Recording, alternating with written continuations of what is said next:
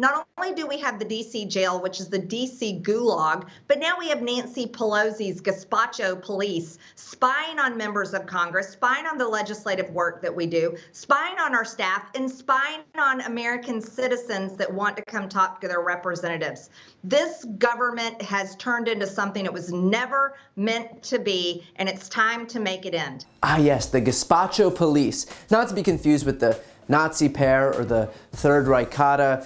What I'm trying to say is we did not see this coming. I know we joke about how ridiculous today's Republican Party is, but when the political discourse in this country devolves into the soup Nazi episode of Seinfeld, then maybe, just maybe, the GOP might want to start thinking about not sending outright morons to serve in Congress. And look, beyond her inane comments, as nice as it would be to just ridicule her all day, what Greene was attempting to say before she let her own inability to communicate get in the way was a reference to a claim by Republican Congressman Troy Nehls about the Capitol Police that they entered his office without his knowledge on November 20th, 2021 and photographed confidential legislative products. He went on to claim that he's being maliciously investigated by Nancy Pelosi to destroy him because he's been a vocal critic of the January 6th committee. Because, of course, the Capitol Police would surrender their authority to Nancy Pelosi to investigate one random Republican congressman who I've personally never heard of before, but who clearly views himself as extremely important, and the way they're gonna do it is by photographing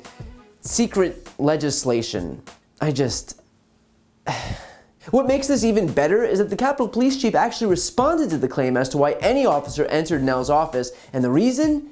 He left his door open. Officers are, quote, directed to document and secure the office to ensure nobody can wander in and steal or do anything else nefarious. The weekend before Thanksgiving, one of our vigilant officers spotted the congressman's door was wide open. That Monday, USCP personnel personally followed up with the congressman's staff and determined no investigation or further action of any kind was needed.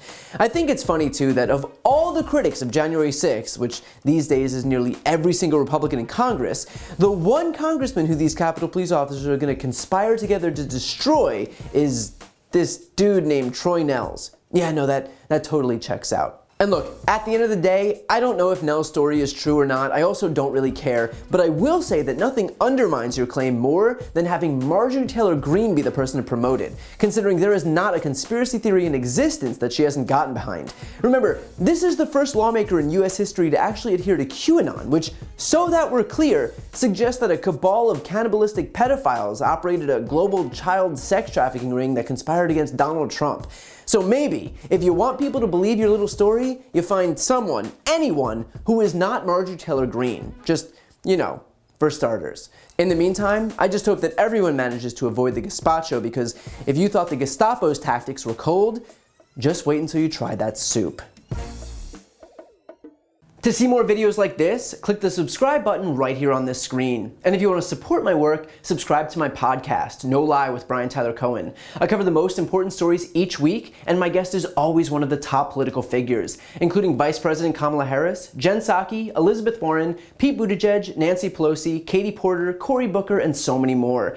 The podcast link is also right here on this screen, so give it a listen and subscribe on Apple Podcasts, Spotify, or wherever you listen to podcasts.